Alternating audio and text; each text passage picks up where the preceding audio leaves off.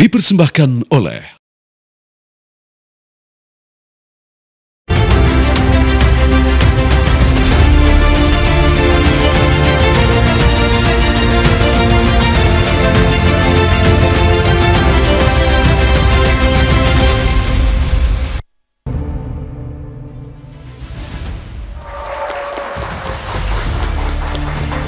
Selamat malam pemirsa, Anda menyaksikan catatan demokrasi. Kemunculan Menteri Keuangan Purbaya Yudisadewa mendapatkan magnet tersendiri. Rasanya semua kamera memotret gerak-gerik aktivitas dari Menkyu Purbaya. Ada yang mengatakan beliau ceplas-ceplos, gayanya koboi, blak-blakan. Apapun ketika ditanya wartawan, semuanya dijawab dengan gamblang tanpa saringan. Tapi yang terbaru, ada yang mengkritik Purbaya Yudisadewa.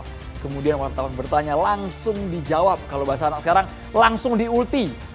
Berdasarkan survei, indeks kepuasan konsumen katanya meningkat di pemerintahan. Bahkan bukan hanya itu saja, ia mengatakan gaya koboynya Purbaya ini atas arahan dari Presiden Prabowo Subianto langsung. Malam hari ini akan kami bahas bersama dengan sejumlah narasumber. Ini banyak pakar komunikasi politik. Kita mau mengulik bagaimana gayanya, apakah ini memang betul murni genuine, orisinil dari Purbaya Yudisadewa. Tepuk tangannya teman-teman mahasiswa. Ini dari Universitas Pakuan Bogor, Prodi Ilmu Komunikasi sudah bergabung di catatan demokrasi. Kami juga ingin mengucapkan terima kasih kepada BHS yang sudah mendukung penuh program catatan demokrasi. Kemasannya sedikit berbeda catatan demokrasi. Kami menghadirkan dua panelis. Ini biasanya mereka yang lantang, berapi-api dan juga sedikit keras dengan para narasumber. Kita kasih kebebasan, privilege untuk bertanya apapun kepada narasumber. Selamat malam, saya perkenalkan satu persatu. Muhammad Tri Andika, pengamat politik Universitas Bakri. Boleh Pak, pakai mic-nya Pak? Pakai mic-nya boleh, Pak Tri Andika? Selamat malam Mas Andro, selamat malam pemirsa semuanya. Sehat Pak ya? Alhamdulillah sehat. Luar biasa. Dan juga pengamat komunikasi politik Bang Emrus Siombing. Malam, Bang Emrus. Malam. Pak Tri Andika sama Bang Emrus, kalau saya kasih tawaran 1 sampai 10 nilai Purbaya sekarang berapa? Dari Bang Emrus dulu Bang. Saya karena panelis amat sulit, tetapi kalau boleh saya katakan, karena ditanya nilai 9,5. Itu kalau di kuliah A plus berarti ya, 9,5 ya. Pak Tri Andika? Saya di atas sedikit, 9,6 berarti ya. Positif, kalau rapot tuh ya berarti hijau semua itu Pak ya. Dan juga di sebelah kiri saya sudah hadir, ini jauh-jauh sepertinya, mantan aktivis 98. Katanya satu alma mater sama Purbaya dari Institut Teknologi Bandung juga. Selamat malam Pak Khalid Zabidi. Selamat malam, Assalamualaikum warahmatullahi wabarakatuh. Waalaikumsalam warahmatullahi wabarakatuh. Dan juga di sebelahnya ada Direktur Riset Grid Institute, Dekan FEB Yarsi, Profesor Perdana Wahyu Santosa. Malam Prof Perdana. Baik, selamat malam Mas Andromeda. Malam Prof. Selamat malam juga kepada para mahasiswa dari Pakuan dan para panelis yang hebat-hebat ini. Wah. Panelis sudah dilempar pujian dulu, jadi nggak akan dikritik biasanya kalau udah dilempar supaya pujian agak duluan. jinak sedikit. Baik, terima kasih. Terima kasih banyak Prof Perdana dan juga Pak Trubus Rahardiansyah, pengamat kebijakan publik. Pak Trubus. Ya, selamat malam Mas. Salam semuanya. Ya, sukses selalu. Wah, luar biasa, sukses selalu. Kita belum mulai udah sukses selalu kan. Iya kan? dong, semangat. Semangat 45 pokoknya ya. Dan juga Prof Leli Aryani, pakar komunikasi politik kita. Prof Leli, sehat Prof? Sehat, Alhamdulillah. Assalamualaikum warahmatullahi wabarakatuh. Para narasumber, panelis, dan para mahasiswa Andromeda Mercury. Terima kasih banyak Prof. Kalau tadi para panelis memberikan nilai 9,5, 9,6. Kalau Pak Trubus berapa Pak? Sebelum saya masuk ke substansi. Kalau saya malah di bawah ya. Berapa Pak? Di bawahnya? Masih di tataran 7,5. 7,5. Itu masih B ya kalau kuliah ya. 7,5. Iya. Oke. Pak Halid? Kalau saya boleh nilainya lebih tinggi, 9,7. Satu alma mater, wajar satu alma mater di ITB ya. Prof Leli? Karena saya pakar komunikasi politik, saya kasih 9. 9. Prof Perdana? Baik, kalau saya sama dengan Pak Halid, 9,7. Luar biasa. Ini mayoritas sentimennya positif, sepertinya satu frekuensi sama publik masyarakat yang kesannya bukan hanya algoritma saja yang berpihak, tapi semua opininya sangat positif untuk Purbaya Yudisadewa. Saya boleh ke Pak Trubus, kenapa memberikan nilai 7 yang paling kecil malam hari ini di antara semua narasumber ya? Iya, yang pertama saya melihat bahwa Pak Purbaya baru awal menjabat ya. Secara kebijakan publik belum ada output yang secara clear bahwa publik itu menerima kemanfaatannya. Itu yang pertama. Yang kedua bahwa apa yang disampaikan itu berupa sesuatu yang memang selama ini mengkritisi kebijakan Indonesia itu umumnya elitis, dipaksakan dan minim partisipasi publik. Itu yang menjadi masalah. Nah, sehingga ketika beliau menyampaikan itu ada sesuatu seperti membuka kotak Pandora yang sesungguhnya tersembunyi di dalam kebijakan-kebijakan Indonesia yang selama ini dilakukan para elit. Bukankah bagus Pak membongkar mungkin keburukan yang ada di internal yang selama ini tidak tersentuh? Secara komunikasi bagus, secara komunikasi, tetapi secara kebijakan belum. Karena kebijakan kan harus ukuran dari ada kinerjanya, performnya seperti apa, kemudian apa publik itu merasa puas atau tidak dengan kebijakan yang dibuat, kemudian bagaimana tepat sasaran tidak, efektif tidak, ada keberlanjutan tidak. Itu kan sesuatu yang ada ukuran-ukuran di dalam kebijakan, tidak boleh sembarang kita langsung mengatakan oke, gitu nggak bisa. Jadi ada sesuatu yang harus dibuat di mana kemudian namanya kebijakan publiknya harus ada merasa yang diuntungkan dari kebijakan itu. Bukan hanya narasi komunikasi tapi harus ada outputnya. Bang Erus ditanggapi dulu Bang yang ngasih nilai tinggi Bang.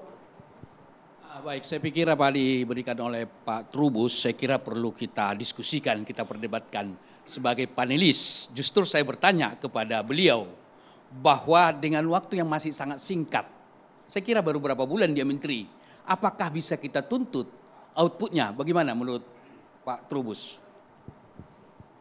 Tentu kalau dalam pengertian output yang bersifat komprehensif belum bisa. Tetapi masih wajar dong. Kan? Iya, tetapi kan pengertiannya dalam kebijakan publik tidak bisa kemudian kita mengatakan itu sesuatu yang otomatis memuaskan secara publik. Ingat, masyarakat kita memasuki society 5.0.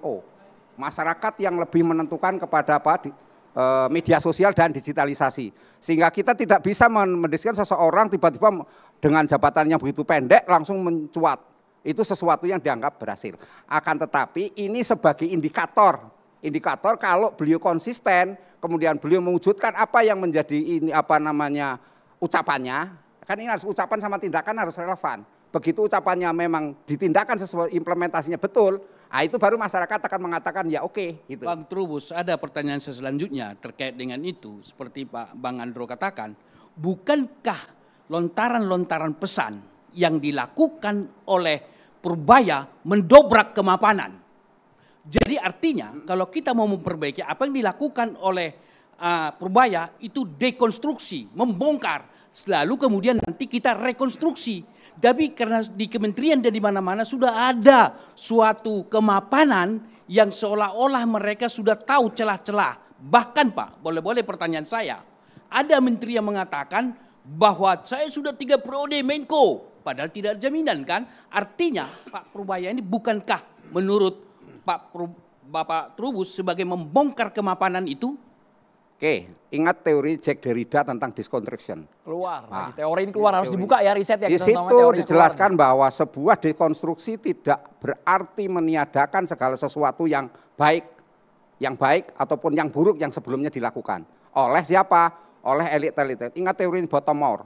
Ada elit-elit, teori elit di situ, elit tidak bisa menunjukkan sesuatu yang lebih baik.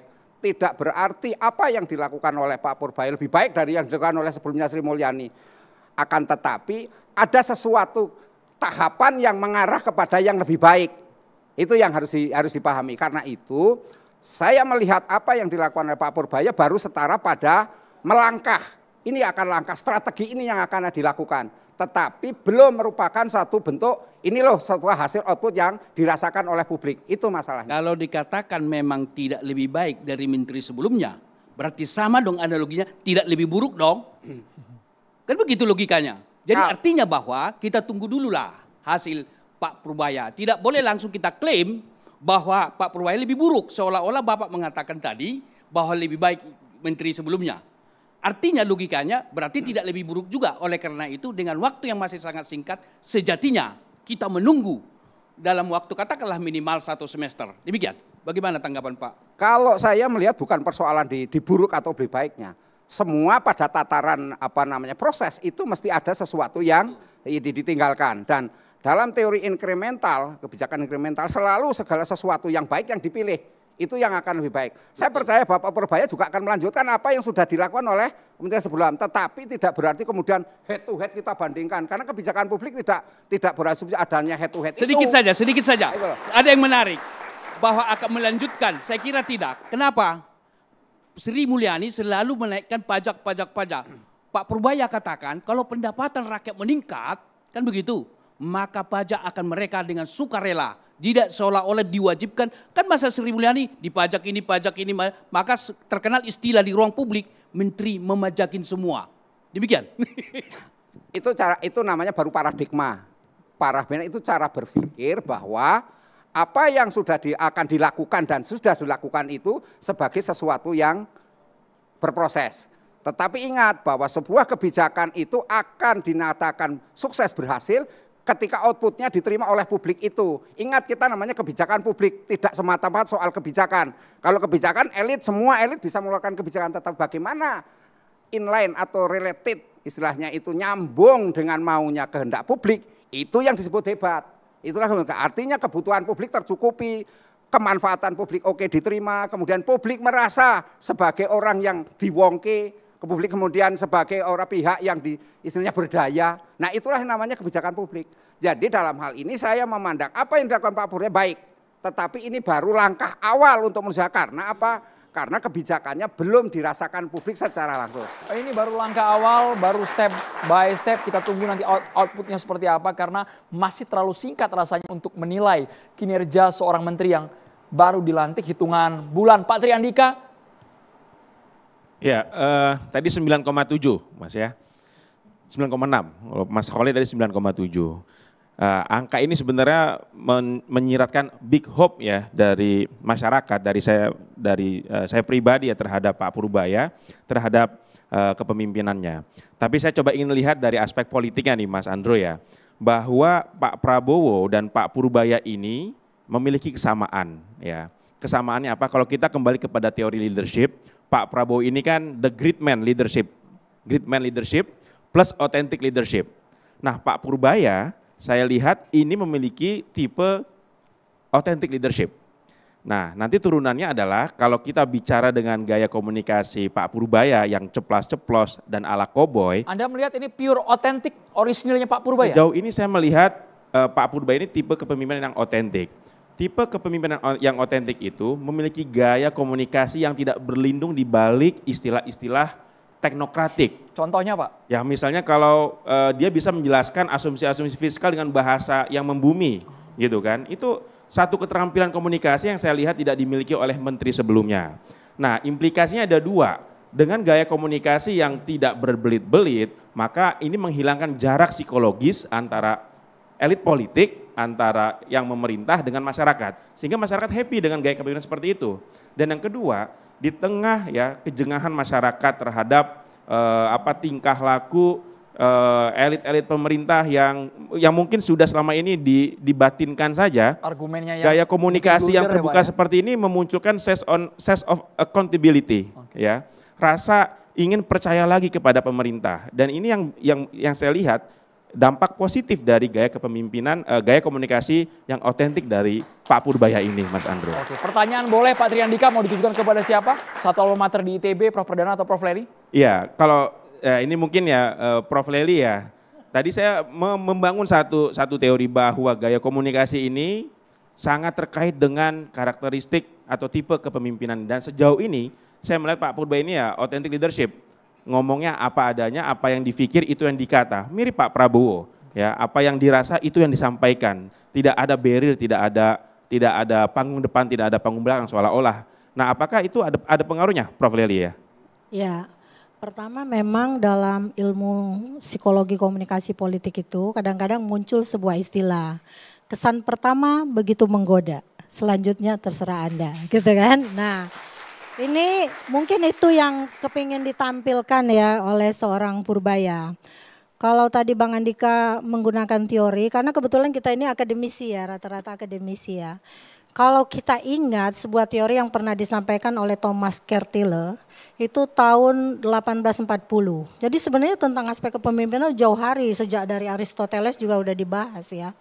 Ada beberapa buku yang dia tulis, salah satunya adalah On Heroes, kemudian Hero Worship, dan And the Heroic in History kalau nggak salah.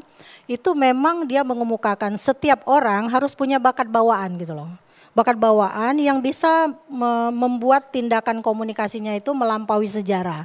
Sehingga nanti dia punya kesan, momentum tersendiri sepanjang yang telah dia buat sepanjang proses kepemimpinannya. Jadi benar nih kalau dipadukan teorinya Bang Andika dengan yang saya sampaikan barusan, ini sebuah perpaduan yang sangat hegemonik gitu ya. Yang membuat orang menjadi tahu kita itu udah bosen dengan gaya-gaya komunikasi yang high contact kata Bang Emrus. Jadi kita membutuhkan gaya komunikasi yang low contact apa adanya, nggak perlu mau bilang soal Jawa Barat harus pergi dulu misalnya ke IKN, kenapa IKN gitu ya misalnya.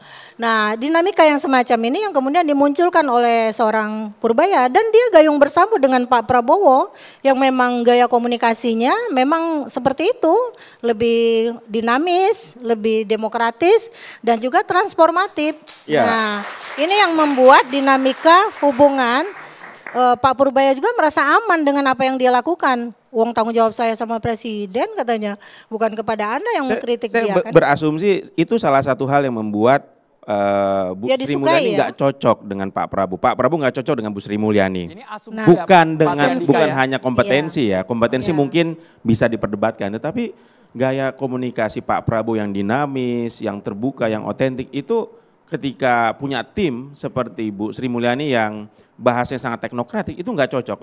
Setuju nggak Bu Lelia? Iya, dia Prof, jauh ya? lebih diam. Kalau kita seperti terlena juga ya, Bu Sri Mulyani kan sejak zaman Pak SBY, kemudian Pak Jokowi, kemudian masuk di pemerintahan Pak Prabowo, itu gaya komunikasinya beda. Orang dalam ilmu komunikasi itu lebih nyambung dengan yang setipe, misalnya seperti itu.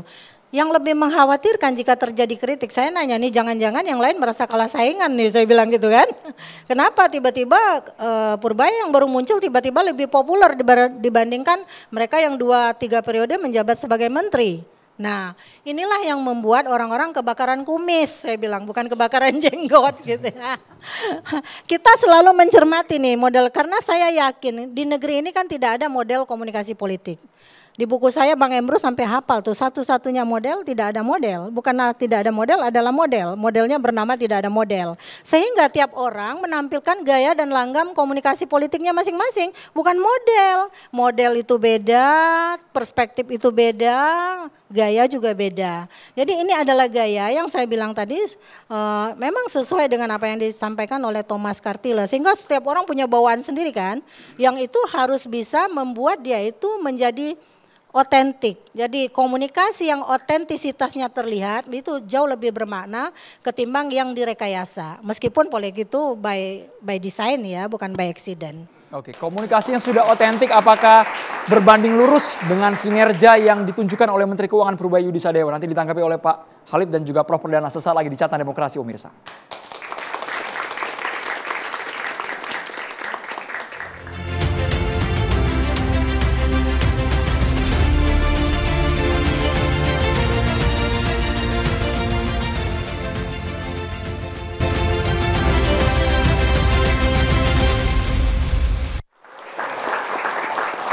Saya boleh ke Pak Khalid ketika kebijakan yang disentuh bukan hanya di tataran Kementerian Pusat tapi juga anggaran yang mengendap di bank, sudah menyentuh beberapa pemerintah daerah, kemudian ditanya pula soal utang kereta cepat, dijawab bukan kami yang akan menanggung tapi B2B.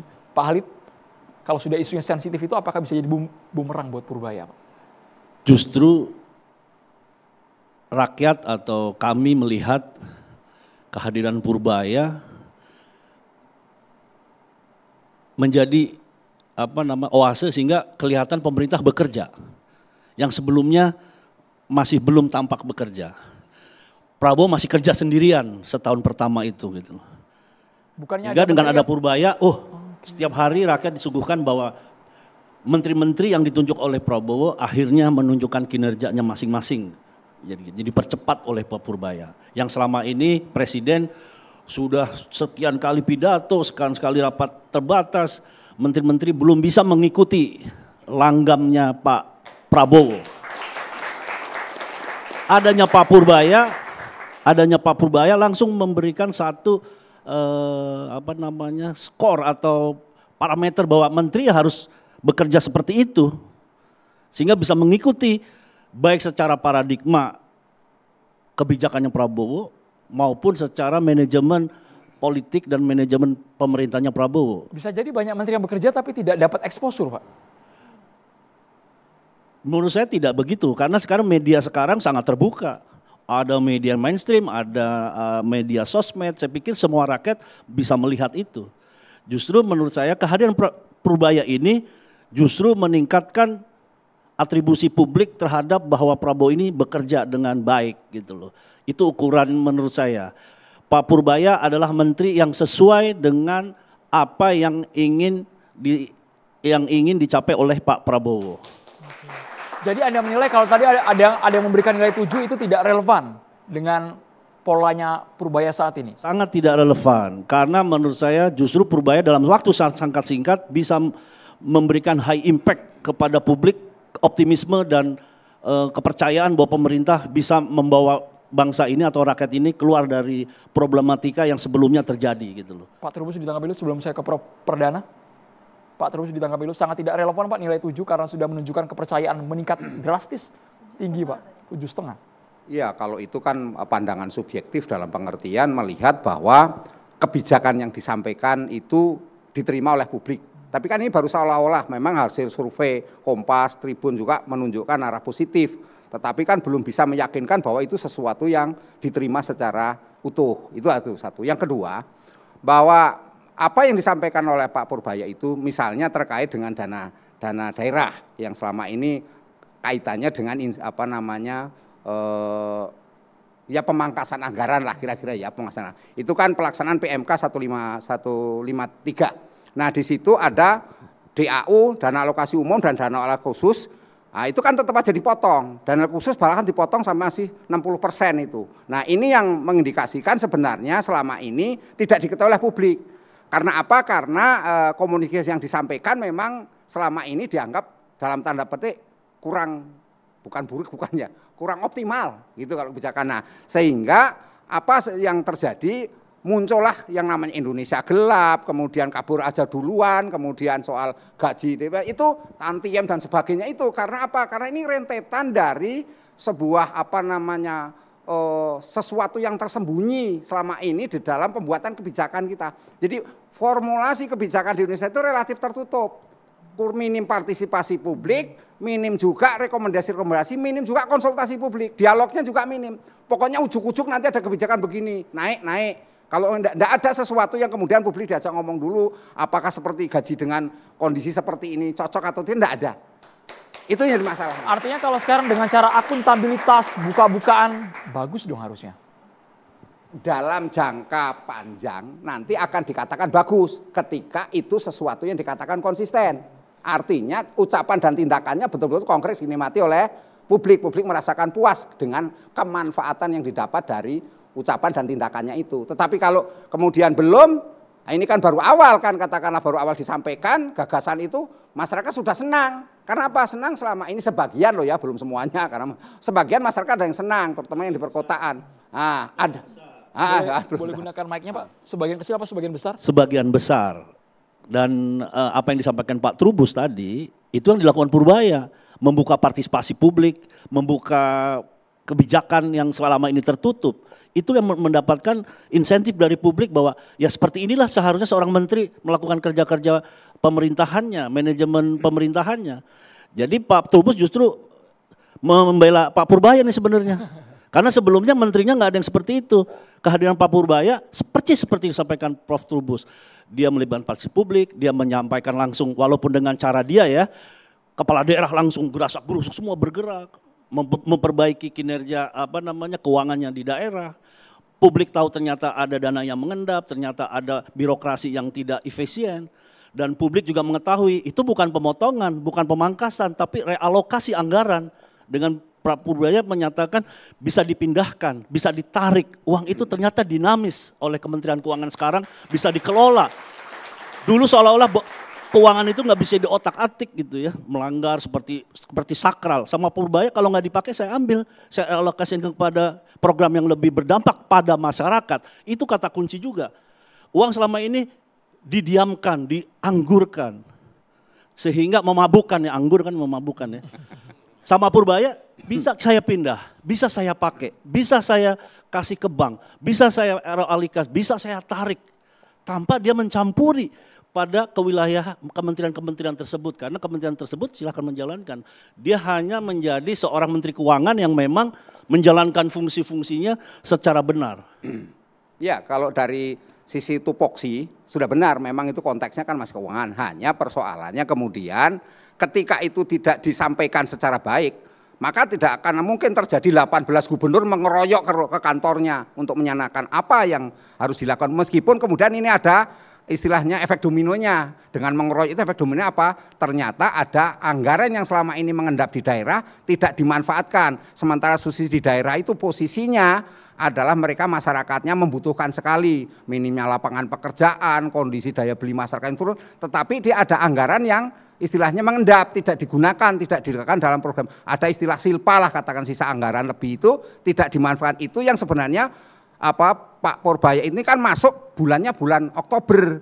Kalau Oktober artinya ini sudah bulan November, Desember. Apakah mungkin dalam waktu 3 bulan begitu banyak anggaran yang diakui oleh DKI Jakarta ya, oleh Pak Muhammad itu 1000% betul, itu akan terserap dengan baik. Karena waktunya tinggal 3 bulan. Sedangkan besok lagi sudah kategori Januari kan udah anggaran tahun baru lagi. Itu kan logika yang dengan sehingga saya melihat sebenarnya publik menghendaki kalau memang itu terjadi seperti itu, langkah berikutnya apa? Sehingga kami mendapatkan sesuatu manfaat dari adanya anggaran dana yang mengendap itu. Jangan kemudian asumsinya bahwa mungkin itu didepositokan. Nah, ini kan sesuatu on call langsung dapat untung yang besar. Ini kan kecurigaan publik terhadap penggunaan anggaran yang seolah-olah itu terjadi perilaku koruptif. Bang Emrus ingin bertanya, Pak Triandika? Baik, saya pikir ada satu catatan saya tadi ya, bicara tentang hasil, sebagaimana saya katakan di awal, tidak mungkin segampang membalik tangan, gitu ya. Dan baru Pak Purbaya sebagai menteri. Kemudian adalah kalau katakanlah anggaran itu dianggurkan, gitu ya, tidak digunakan, sementara kita meminjam loh dari luar negeri, pinjaman kita sangat banyak. Berarti perputaran uang tidak berjalan, berarti ada yang stop. Jadi kalau tersimpan sekian triliun misalnya, berarti tidak berputar, roda ekonomi rakyat tidak berjalan. Kalau tidak berjalan, sementara bunga yang harus kita bayar berjalan. Nah, ini yang tidak disadari oleh teman-teman, oleh katakanlah yang menganggurkan dana itu, pemerintah daerah atau pusat. Karena ada kecenderungan, kalau kita amati, biasanya menghabiskan anggaran itu di tahun akhir loh. Biasanya bulan 11 digenjot itu proyek semua. Apakah dengan genjot proyek itu di akhir tahun, apakah bisa maksimal, bisa produktif dan lain-lain? Dengan alasan supaya habis, supaya tersedot. Pak Purbaya tidak mau. Sebagaimana Pak Khalid katakan, bahwa kalau tidak habis saya tarik, saya pindahkan. Inilah pernyataan dari sudut komunikasi, pernyataan pesan komunikasi yang pro rakyat. Begitu, demikian. Oke, saya boleh ke Prof. Perdana dulu minta pandangannya, Prof. Perdana. Sebagai sesama rekan di Grid Institute, Anda melihat langkah dari Purbaya ini apakah memang betul untuk mengejar target sesuai dengan instruksi Presiden Prabowo Subianto sehingga banyak gebrakan yang membuat kita terkejut? Ya, terima kasih Mas Andromeda. Jadi peristiwa Purbaya ini... Peristiwa ya Pak ya? Ya, disebutnya, Pak, ya? Ini saya menganggap sebuah fenomena unik. Karena mungkin baru sekali ini terjadi di Republik kita. Ya. Dari ribuan ratusan betul, baru belum kali pernah ini, kita melihat menteri seperti ini. Kalau kita boleh jujur ya. Ya, semuanya birokratis, teknokratis, sopan santun di depan publik dan lain sebagainya. Public speaking diutamakan dan lain sebagainya. Maka ketika Purbaya muncul, ya kan, dan diwawancarai oleh para awak media ketika dia baru saja dilantik, itu menimbulkan kehebohan luar biasa. Saya lihat Dari data kami, dari big data kami, itu 80% lebih menghujat Purbaya Yudisadewa. Karena kaget. Hari pertama. Publik kaget. Kok ada orang seperti ini? Ada yang bertanya, mungkin pertanyaannya agak lucu juga ya dari Akmadiyah. Kenapa Presiden Prabowo memilih Anda jadi Menkyu? Agak tercenung sebentar beliau dan berkata, mungkin karena saya jago. Nah itu pertanyaan jawaban seperti itu mungkin jarang sekali kita pernah mendengar seperti itu. Itu saat di forum masih menjabat sebagai ketua LPS, ingat kami? Iya, waktu itu masih LPS kan, dia peralihan ya, lalu kemudian diganti dengan Bapak Anggito Abimanyu kan, seperti itu. Nah kembali tadi ada disinggung ya, kita ini berawal dari mulai kemuraman. Ada Indonesia gelap, betul? Kabur aja dulu. Lalu memasuki bulan Juli mulai ada riak-riak demo, terus meningkat sampai di akhir Agustus demo itu benar-benar menjatuhkan kredibilitas dan kepercayaan pemerintah, apalagi DPR ya, itu di titik nadir. Bahaya, ini sudah bahaya. Secara politis Presiden Prabowo sudah berada di titik yang sangat berbahaya. Pergantian presiden mungkin hanya menunggu waktu. Dalam waktu 2-3 minggu kalau demonstrasi seperti ini dibiarkan dan tidak teratasi, ada kemungkinan itu bisa jatuh. Ini bumbunya seseram itu Pak? Apa kesannya kayak porsinya agak seorang mengerikan, ekonom Pak, ya? akan mengikuti. Mereka turun ke jalan karena apa? Karena lapar. Berpanas-panasan di jalan, kehujanan, sementara para pejabatnya atau DPR enak-enakan berjoget ria dengan gaji yang sangat fantastis, sewa rumah sampai 50 juta per bulan dan lain sebagainya. Itu istana atau rumah? Ya kan? Ini memicu ya. Sampai akhirnya sebuah drama lagi terjadi, ada penjarahan lah dari rumah Ahmad Saroni hingga ke Ibu Sri Mulyani. Nah, disitulah titik nadir ini mulai terjadi. Sampai akhirnya Purbaya masuk. Ya. Nah, di situ secara psikologis Sri Mulyani merasa sudah selesai. Walaupun Kemenkyu itu seolah-olah dalam tanda petik ya milik dia. Karena dia sudah belasan tahun menjabat di situ sehingga sudah terjadi engagement antara pribadi Sri Mulyani dengan karakter, culture di Kemenkyu tersebut. Ini pandangan pribadi dari Prof. Perdana ya ini ya. Seperti itu. Nah, terjadilah sebuah radikal ya, semacam perubahan radikal, seorang presiden berani mengganti Menkyu-nya yang sangat disayangi oleh IMF lah, World Bank lah, para investor asing lah dan lain sebagainya. Seolah-olah mengganti Sri Mulyani itu adalah musibah atau bencana ekonomi bagi Indonesia. Memang betul ketika diangkatnya Purbaya, reaksi pasar tidak begitu baik, sedikit negatif. Tapi pasar masih wait and see, saya lihat seperti itu. Tapi dengan gebrakan dari seorang Purbaya, nah disinilah mulai terbangun ya. Soal gebrakan dari Purbaya, Prof. ingin menanggapi dulu? Memang pertama kali beliau dilantik kan Pak Prabowo sudah berjalan lebih dulu dengan program efisiensinya kan. Sudah jalan lebih dulu artinya. Kehadiran beliau memang kemudian harus menyesuaikan dengan kebijakan yang sudah diambil oleh Pak Prabowo. Kesan pertama memang di awalnya itu karena ada postingan anak beliau gitu ya, sehingga muncullah tendensi negatif dalam menilai. Tapi kemudian beliau menunjukkan gayanya yang otentik menurut Mas Andika tadi, kemudian itu memunculkan branding image sendiri bagi dia gitu kan. Nah dia muncul kemudian menjadi netizen darling gitu loh. Media darling Bu ya? Harus media darling. Sekarang ini netizen darling gitu ya? kan. Dulu Pak Jokowi media darling itu kata Bang Emrus gitu ya. Nah dengan cara itu kemudian apapun yang dia lakukan yang dianggap oleh lawan-lawannya salah gitu, menurut masyarakat netizen benar gitu loh. Karena kita ini sudah terbelenggu dengan kekakuan komunikasi, jarak komunikasi yang sangat jauh. Biasanya mereka itu setelah terpilih kan lupa siapapun dia, anggota dewan, termasuk para menteri itu. Andro dulu dengan sangat mudah nelpon beliau. Sama-sama jadi narsum di sini bareng kita. Bang Emrus sebentar lagi kalau jadi staf khusus juga gitu barangkali. Tiba-tiba ganti nomor HP. Ini pengalaman pribadi Prof. Lely kayaknya. Nah, dicuekin menteri. Nah, orang yang mencoba menata gaya komunikasi politiknya, yang ajak lah istilahnya, tidak dibuat-buat, itu lebih disukai oleh netizen gitu loh. Tapi tiba-tiba dibungkus dengan sikap yang formal. Ingat nggak waktu pertama kali Jokowi dilantik, ada satu menterinya yang mencoba meniru gaya Jokowi dengan belusukannya. Dia manjat pagar di dekat bandara, menyeruduk sebuah tempat pelatihan tenaga kerja, disorakin oleh netizen, disorakin juga oleh teman-temannya, bukan didukung karena tidak otentik gayanya.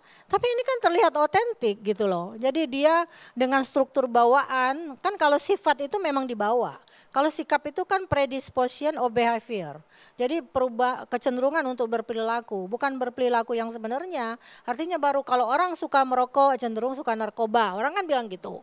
Nah, Purbaya ini kalau dia cenderung plus-plusan itulah yang ada dalam dirinya gitu loh, dianggap seperti itu. Tapi benar kata Mas Trubus tadi bahwa yang dilihat itu adalah yang penting konsistensi. Konsistensi antara apa yang dia ucapkan, dia sampaikan dengan kebijakan yang dia buat. Nah, konsistensi itu ketika ada hantaman konsisten enggak? Kita lihat nanti, ini kan baru setahun, dia baru berapa bulan. Nah, Pak Prabowo juga menginginkan program efisiensi yang dilihat sebagai sebuah mekanisme bagaimana pemerintah ini mengatur anggaran. Saya sebagai seorang PNS tahu benar nih, biasanya benar nih kejar target di ujung-ujung bulan sekian. Kadang-kadang pernah tuh dalam satu kelompok saya dengar langsung nih, ini udah mau bulan 12 yuk kita jalan-jalan gitu loh. Sekedar untuk menghabiskan anggaran tadi gitu loh. Nah, saya sering protes, ngapain jalan-jalan, bikin aja program penelitian yang seperti apa kan gitu. Karena jalan sendiri aja menurut saya. Nah, artinya apapun yang dilakukan Purbaya sampai saat ini disenangi oleh netizen. Biasanya netizen ini akan marah kalau misalnya ada orang lain yang bersikap berbeda dengan netizen. Dan itu adalah biasanya sikap seseorang dalam kerumunan akan berbeda dengan sikap individu. Jadi apa yang dilihat oleh kerumunan itu menjadi basic perilaku massa. Jadi kalau marah dengan Purbaya, marah juga ini. Makanya saya bilang tadi kayaknya ini kenapa seperti ada yang kebakaran kumis, kebakaran jenggot gitu kan. Kelas saingan nih, gue udah berapa lama jadi menteri, kok dia yang ngetop. Orang baru juga seumur jagung misalnya gitu ya. Kira-kira gitu. Tapi kalau seandainya kebijakan yang dikeluarkan oleh Purbaya tidak populis, apakah kalian masyarakat ini mahasiswa akan tetap pro, suka dengan Purbaya atau bisa berubah drastis? Sesaat lagi dijawab hanya di Catatan Demokrasi pemirsa.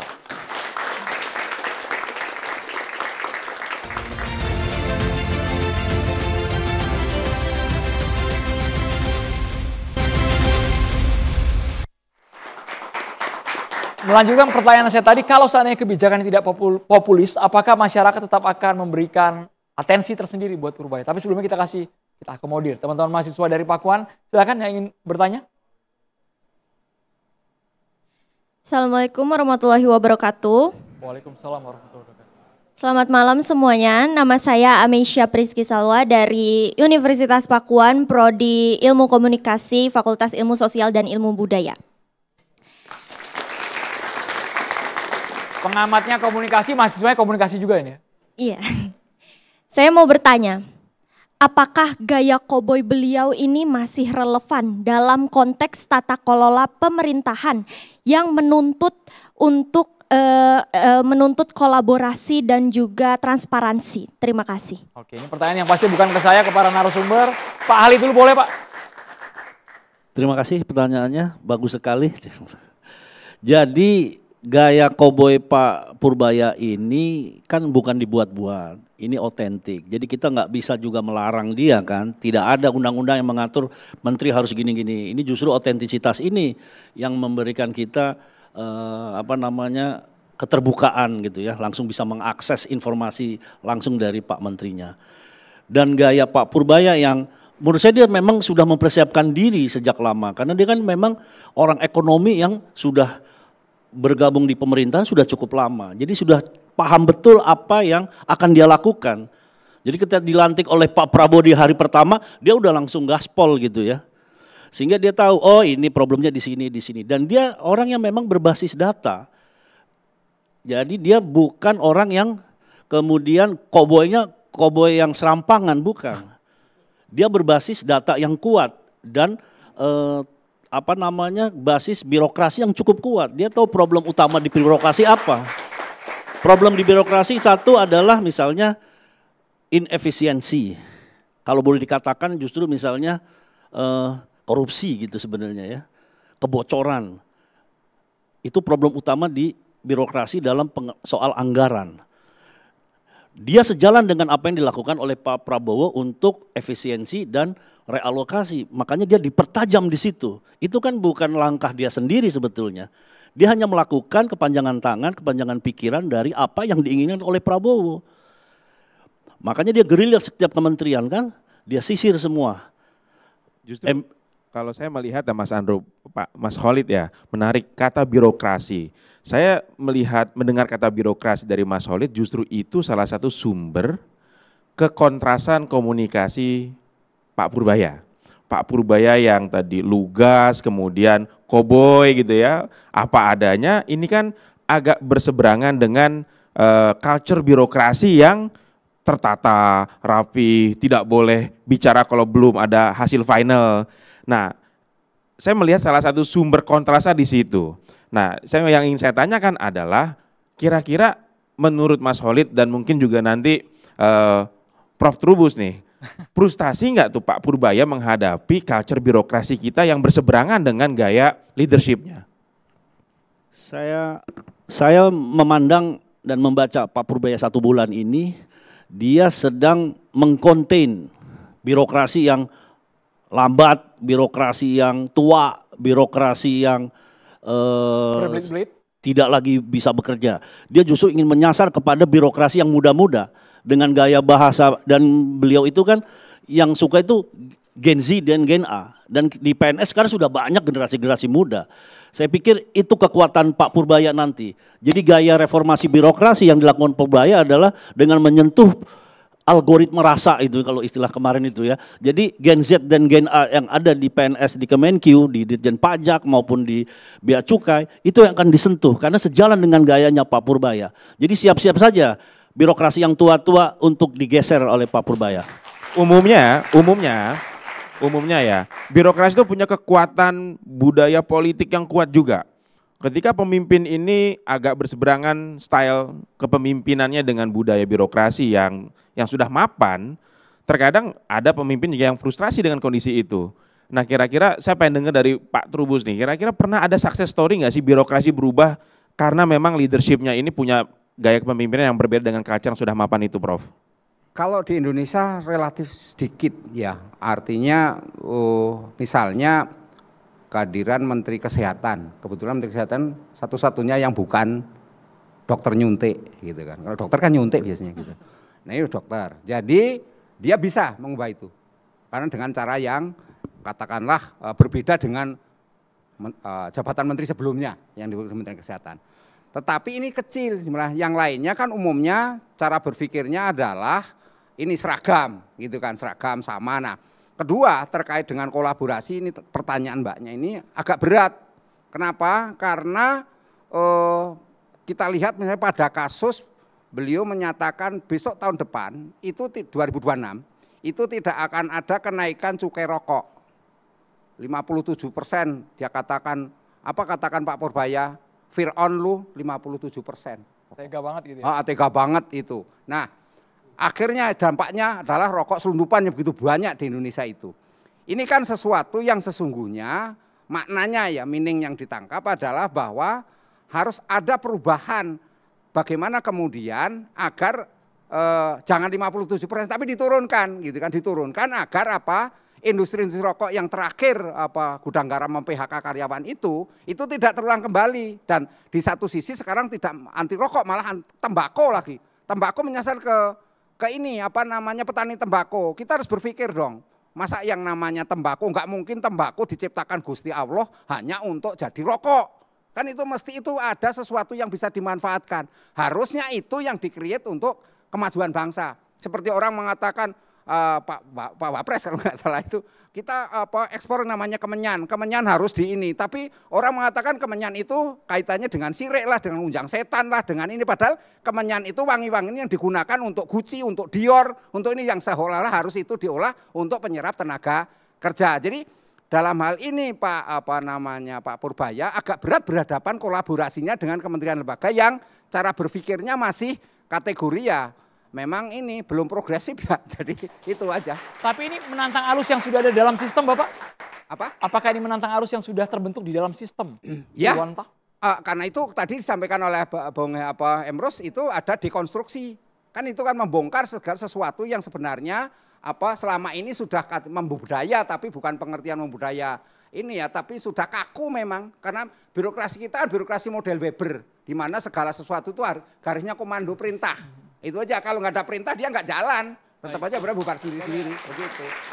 Saya kira saya setuju dengan Pak Trubus. Kali ini setuju ya Bang ya? Setuju saya bahwa memang sudah ada kekakuan di dalam birokrasi kita. Dari sudut komunikasi paling gampang melihatnya Bu Leli. Ada perintah, ada petunjuk, ada arahan. Tidak pernah anak buah berani menyatakan suatu kreativitas inovatif dan lain-lain. Tidak berani berbeda dengan menterinya. Begitu. Jadi sudah sangat kaku. Oleh karena itulah maka kalau pertanyaannya kolaborasi itu bisa kita lihat dari dua hal. Kolaborasi dalam pengertian negatif, gitu ya, ada petunjuk, ada arahan dan lain-lain sebagainya. Akhir-akhirnya ujungnya ke kantong, kan begitu. Tapi dalam kolaborasi dalam arti membongkar dulu, baru diperbaiki, lalu munculkan kolaborasi yang positif. Begitu. Karena sesungguhnya, coba dicek ke semua instansi. Kolaborasi yang produktifkah yang terjadi saat ini? Atau kolaborasi yang sudah mapan, yang bisa merugikan dalam pelayanan publik? Coba dicek di semua kementerian.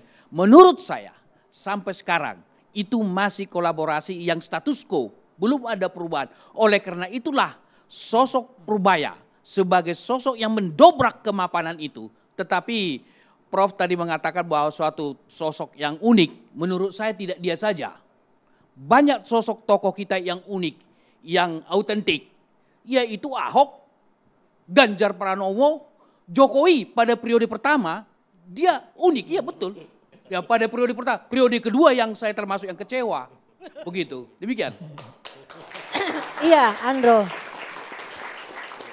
Iya, jadi memang ketika ingin melihat gebrakan yang dilakukan seseorang dalam sebuah sistem, biasanya orang masuk ke dalam sistem itu tidak ada yang bisa merubah sistem. Yang ada adalah dia terseret ke dalam sistem. Nah ini apa yang dilakukan Purbaya kan didukung oleh Pak Prabowo. Masalahnya di sana loh. Kalau bukan tidak didukung maka dia akan kalah oleh orang harus di bawahnya nggak mau kerja nih. Padahal memang dalam sebuah birokrasi itu kan ada yang asal bapak senang gitu, asal gua senang.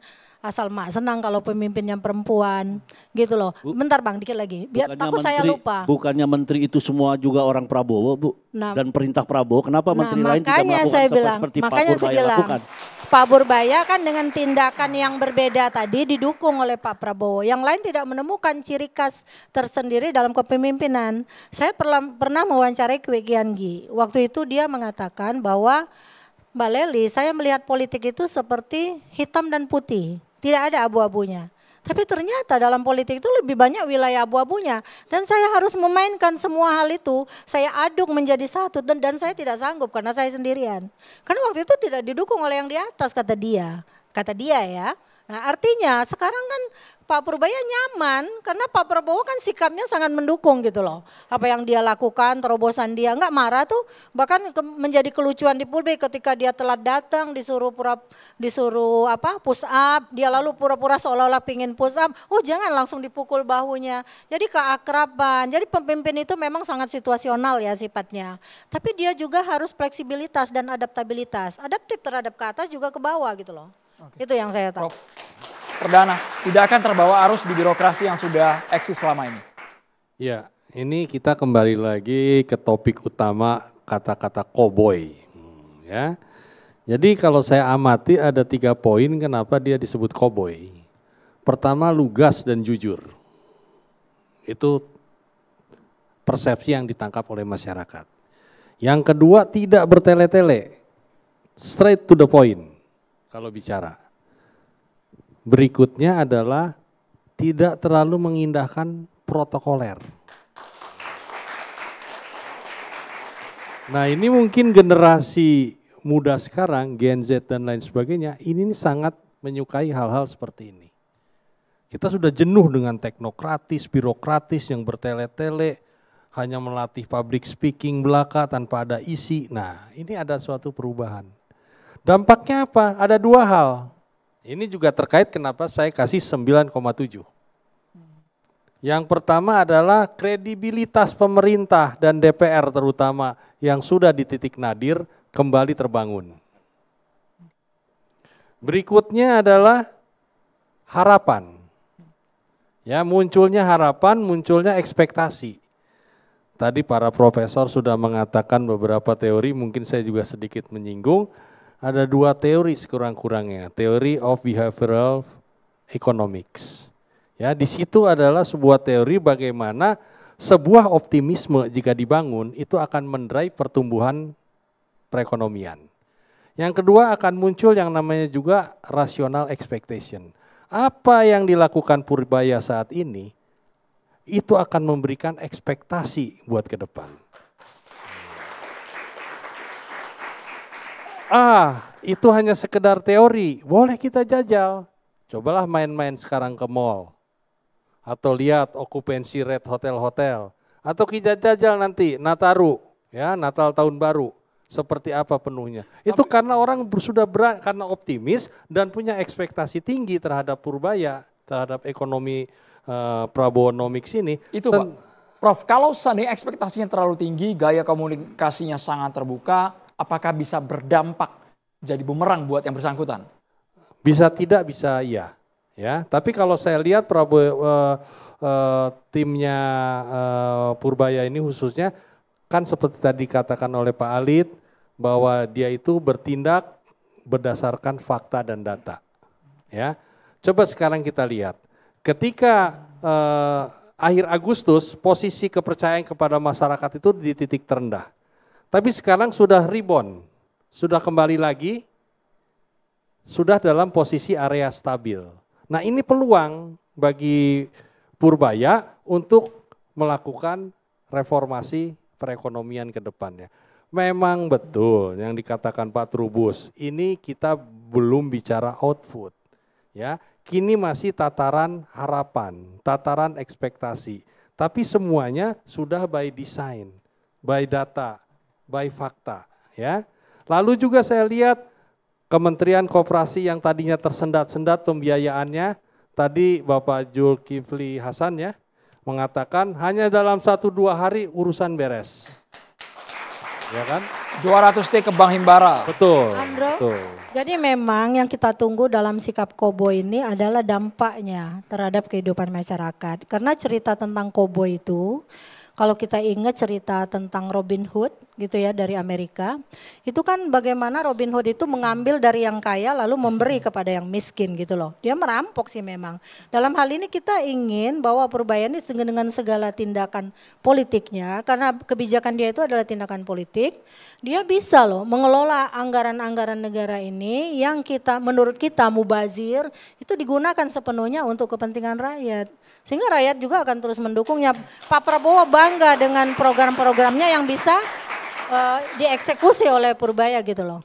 Nah, artinya jadi tidak ingin kita melihat sikap kekoboi-koboyannya itu ya terus berlanjut tanpa realisasi yang berdampak. Jadi dampak itu yang lebih kita inginkan. Mudah-mudahan orang-orang yang ada di sekelilingnya bukan ABS asal Pak Purbaya senang gitu ya. Tapi memang betul-betul bisa, Pak, omongan Bapak ini belum direalisasikan loh, ayo segera yang ini dulu misalnya gitu.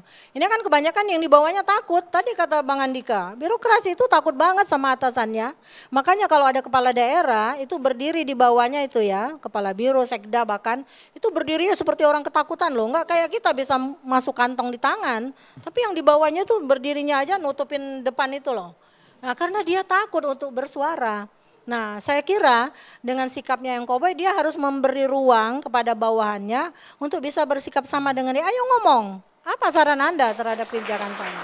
Saya kira itu. Pak Trubus, sepertinya Purbaya betul-betul dikasih karpet merah, geraknya sangat leluasa karena semuanya dilaporkan langsung ke Presiden. Tidak takut dengan kementerian atau lembaga lain. Sesaat lagi kita harus jeda di Catatan Demokrasi.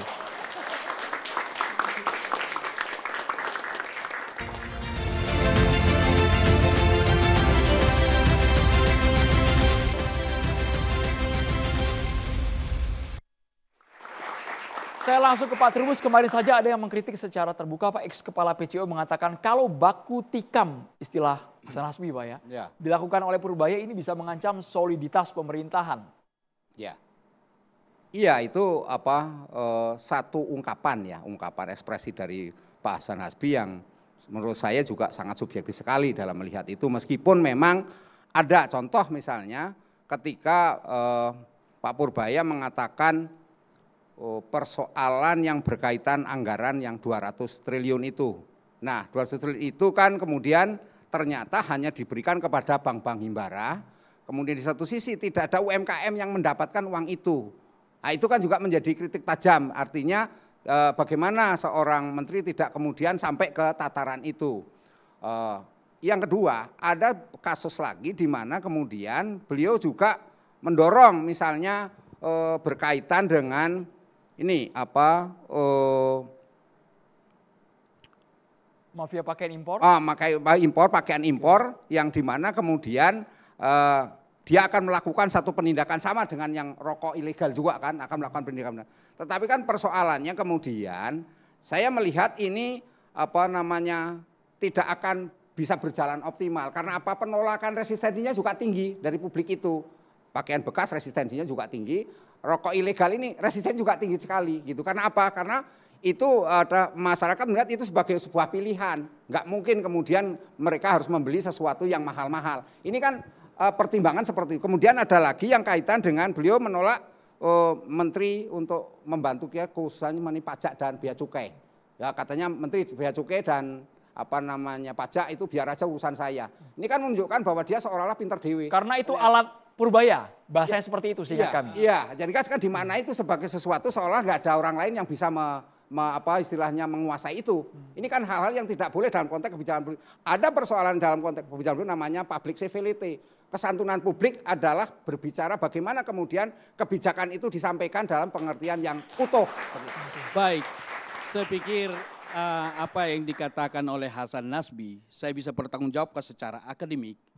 Itu pilihan katanya itu membuat kegaduhan di ruang publik. Saling tikam. Baku tikam bahasanya. Baku tikam gitu ya. Berarti saling bunuh satu dengan yang lain. Kan begitu. Padahal kalau kita bicara teori, peran dan status atau status dan peran.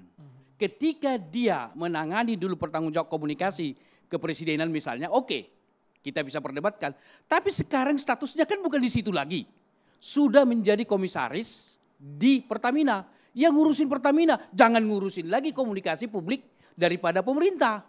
Itu adalah suatu tindakan yang menurut saya statusnya sudah menjadi komisaris, mencampuri urusan komunikasi pemerintah, tidak tepat. Ketika orang berperan tidak sesuai dengan statusnya, terjadi disorder sosial. Sehingga saya mempertanyakan Hasan Nasbi, ada apa motif politik kawan ini?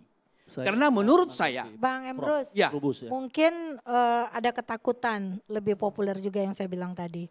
Karena waktu dia menjabat di kantor komunikasi kepresidenan itu kan, ada persoalan tentang narasi komunikasi yang dia sampaikan. Nah Purbaya ini menjadi populer bukan hanya karena bahasa verbalnya, tapi bahasa tubuhnya, ekspresi wajahnya, pelototan matanya, tarikan keningnya, senyum di bibirnya.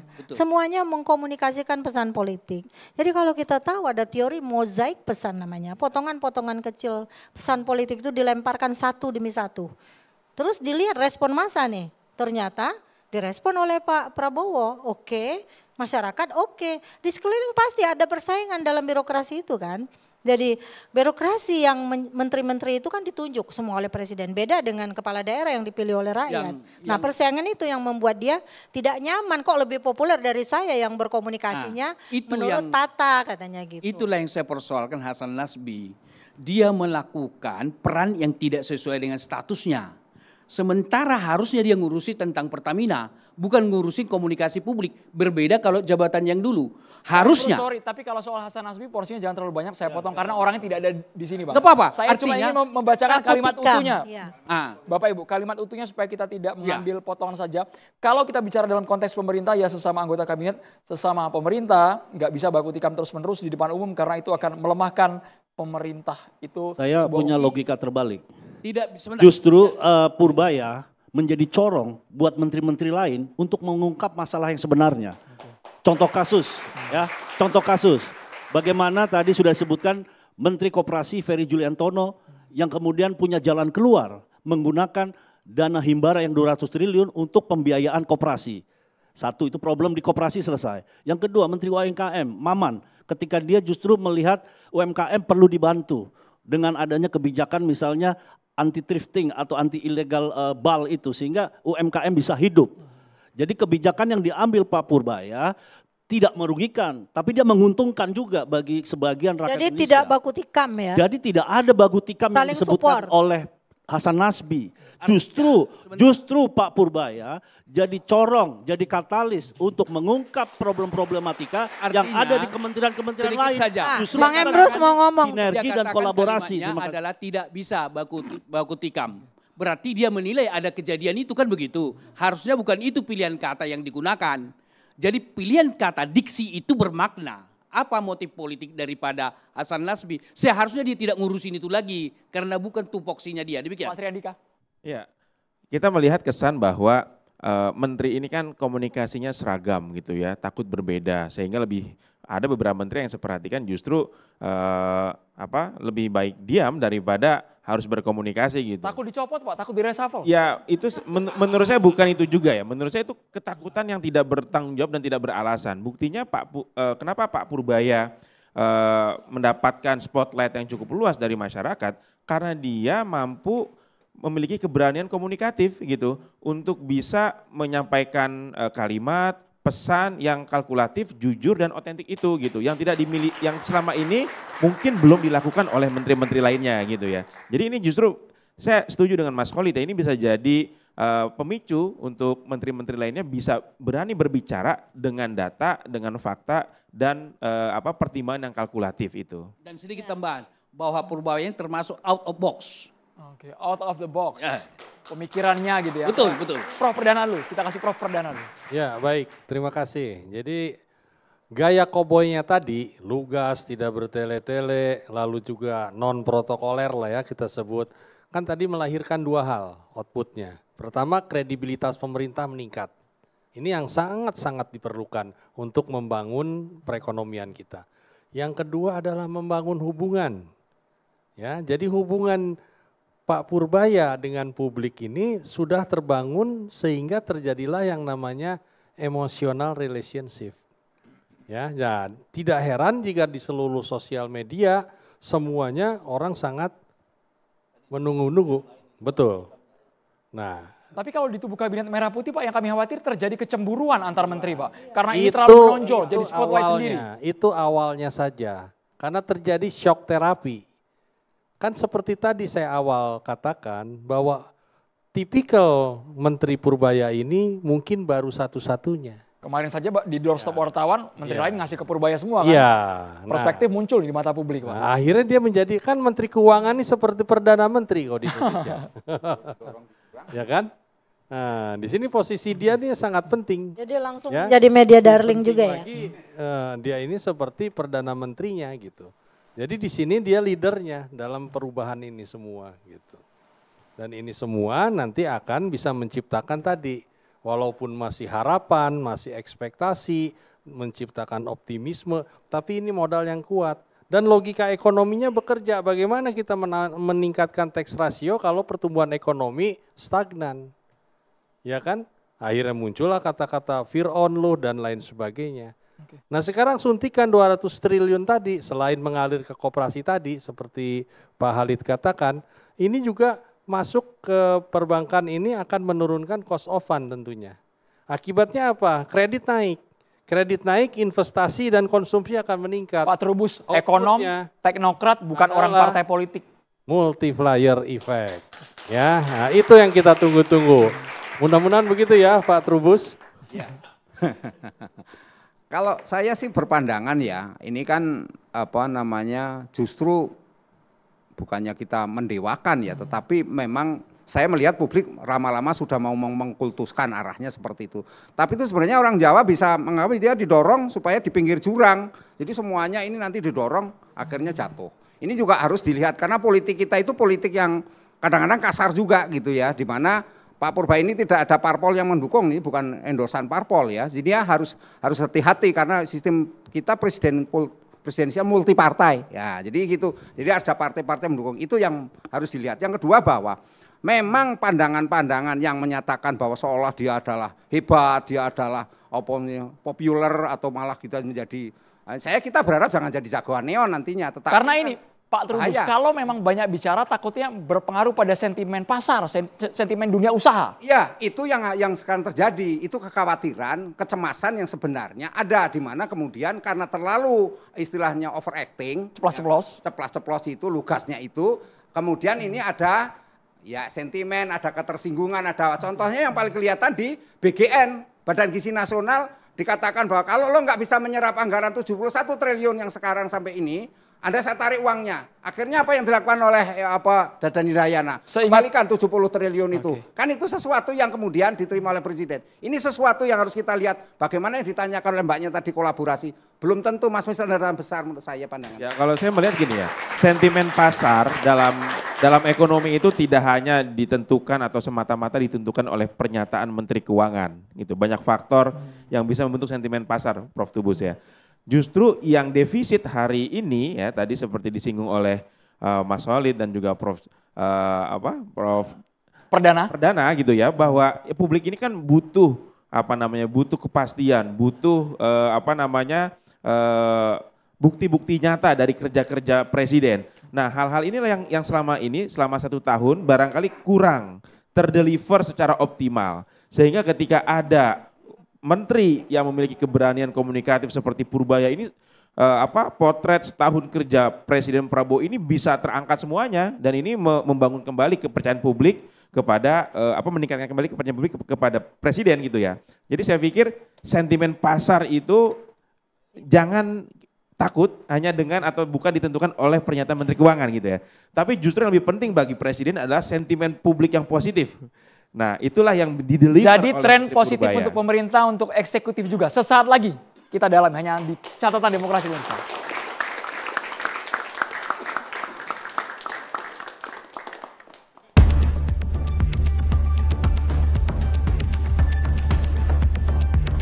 Menteri Keuangan, Saudara Purbaya Yudi Sadewa. Ini kan saya masih pejabat baru di sini. Menterinya juga menteri kagetan. Jadi kalau ngomong katanya, kalau kata Bu Sri Mulyani gayanya koboi. Waktu di LPS sih nggak ada yang monitor, jadi saya tenang. Ternyata di keuangan beda Bu. Salah ngomong langsung pelintir sana sini. Jadi ke depan teman-teman media tolong beri saya waktu untuk bekerja dengan baik. Nanti kalau udah berapa bulan baru Anda kritik habis-habisan. Jadi 200T hari Jumat sudah masuk ke perbankan. Uangnya udah nongkrong di sana. Sekarang saya duga para dirut bank pusing mau nyalurin kemana. Tapi saya pikir dengan cara itu paling enggak kalau mereka belum bisa nyalurin karena mereka punya uang lebih, dia nggak akan perang bunga lagi, bunga akan cenderung turun. Itu akan berdampak ke ekonomi dengan itu sendiri ya.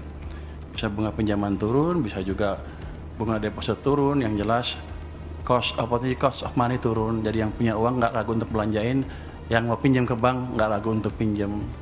Seperti saya naruh uang di bank, suka-suka saya sampai kapan. Muter di situ supaya muter di perekonomian. Nggak ada lagi cerita pegawai pajak meres-meres itu. Nanti saya akan buka channel khusus untuk pengaduan masalah itu. Jadi 60 triliun tahun ini ya Pak masuk? Tahun ini. Oh, pasti masuk Pak? Pasti masuk. Cukup ya, tahun depan bisa lebih besar dari 60 atau kira-kira? Berdasarkan yang lagi diinvestigasi atau apa? Ada yang besar sekali tapi belum bisa saya buka. Termasuk apa yang dikatakan Pak Bahlil salah data itu terkait salah data? Mungkin cara ngeliat datanya beda. Kan hitung-hitungan kan kadang-kadang kalau dari praktek dari akuntan kan kadang-kadang beda cara ditulis. Tapi saya yakin pada akhirnya besarannya sama juga kok. Uangnya segitu aja. Kalau salah hitung bisa nambah duit, saya salah hitung terus biar uang nambah.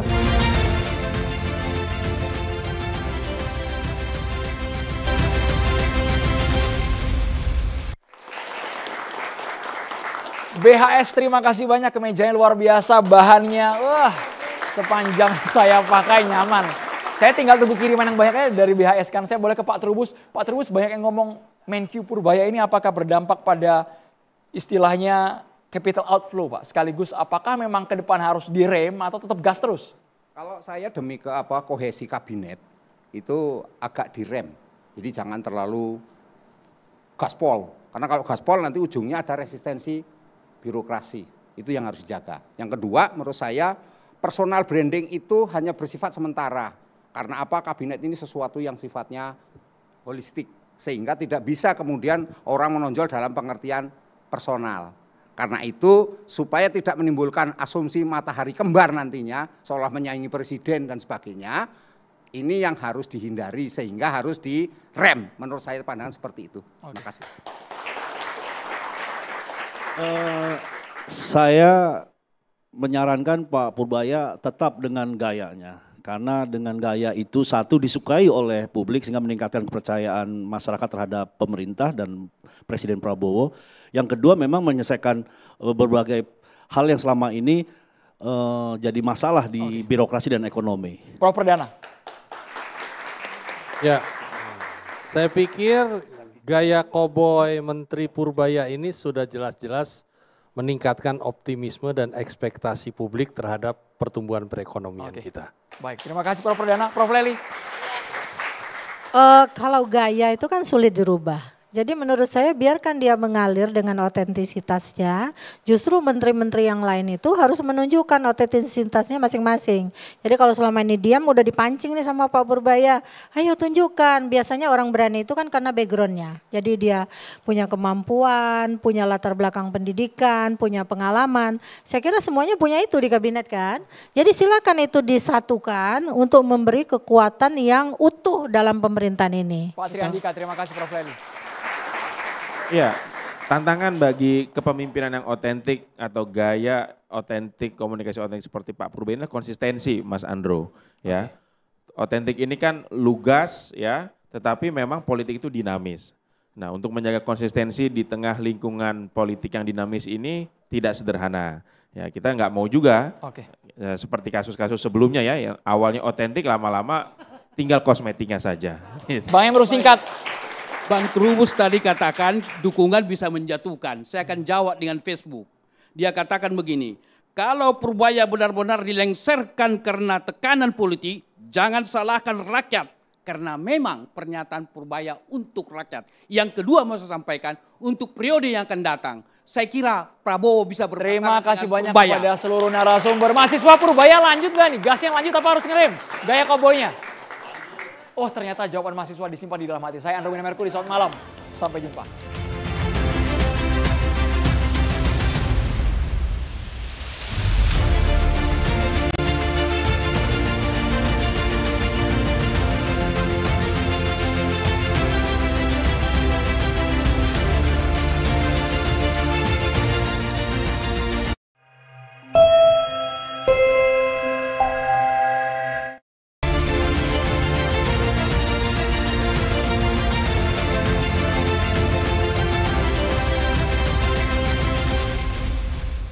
Dipersembahkan oleh